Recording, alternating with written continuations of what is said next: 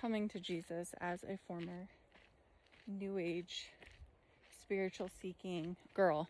I was in the New Age. I was exploring the universe for years, all the secrets of the universe, shamanism, energy healing, spirit guides, paganism, you name it, Mary Magdalene, sex magic, all the things.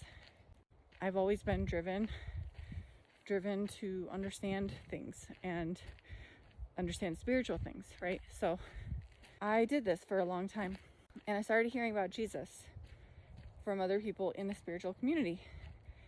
I never understood it.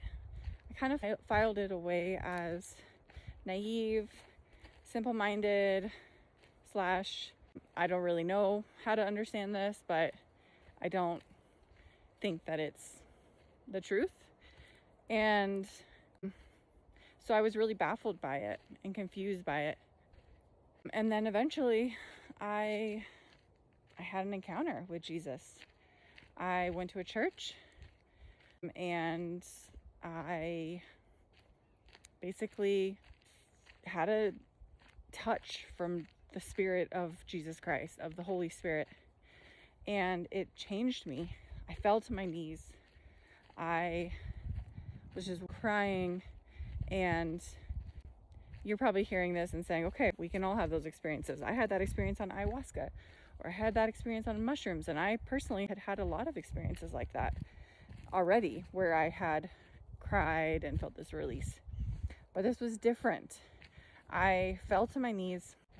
I felt this like electricity basically filling me, this fire filling me. You're probably hearing this and saying, okay, that could be Kundalini.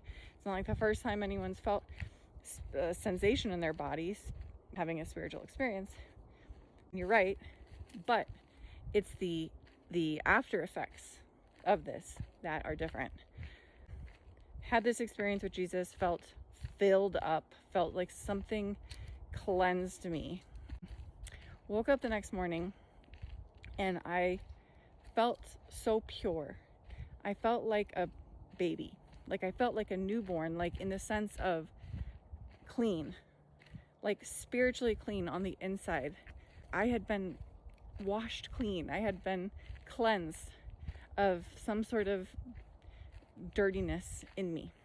And after that point, it was like I was just compelled to stop living in the way that I was and doing the things that I was doing that basically felt like they took me from that feeling of spiritual cleanliness or holiness or purity.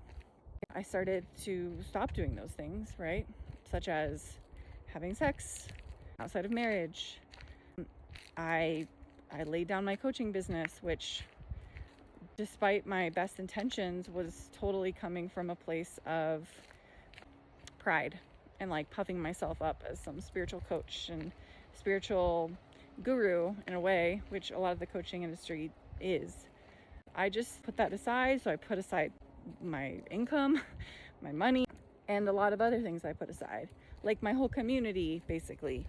I was just, and this wasn't just like me deciding I should do this because that's what I should do. No, it's an authentic conviction, really, like a drive to do this because the other things felt they were separating me again from the sense of purity that I'd felt. And so that was my story. And now I follow Jesus, and I'm still a truth seeker through and through, and I'm never going to not be a truth seeker. But all it took was that experience. And again, you might hear what I say and think, okay, she had a spiritual experience, like big deal. But it was what happened afterwards. It was like I was new. I was changed spiritually, and I could not go back to these certain things anymore without, like, I would have had to completely override all of that and just bypass all of that knowing of what I needed to do to continue living in that way and doing those things. So this is all just to say that, like, following Jesus, it's not about an intellectual decision. And also it's not something that you can even really understand from the outside until you have that experience. Because if you're a spiritual seeker and you're listening right now, you're in your mind, you've got a whole like framework for how you're understanding reality.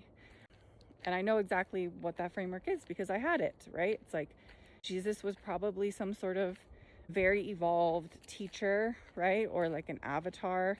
We're not meant to worship Jesus, right? We're just meant to like be inspired by him and to try to live like him, right? We're not supposed to submit to Jesus. It's hard to understand it. And I'm not saying that it's some exclusive club, because it's really available to anyone and everyone who would want the truth. Pray from a true, authentic place that you would be shown the truth about Jesus Christ.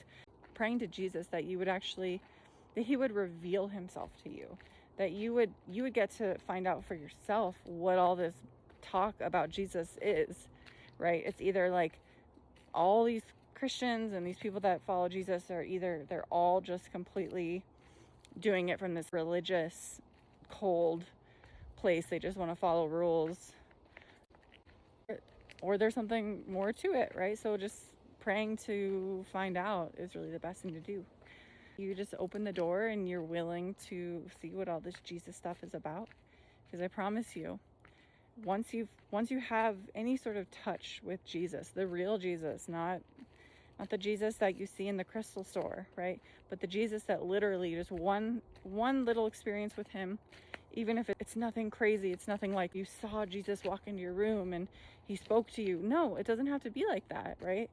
It's a spiritual experience that oftentimes I think can be ineffable, and it's hard to even explain it. And like I've been around the block spiritually. Nothing changed me like that. Pray to the real Jesus and ask him to reveal himself. You don't need to expect some groundbreaking thing to happen immediately, but your willingness and your true desire to know the truth, that's all God needs, and God will work with it. He will draw you in certain ways. We'll have experiences over time, or maybe you'll have an experience right away. I can't say, but all I know is it's that willingness. That's everything. So thanks for listening. Wishing you a true encounter with Jesus Christ.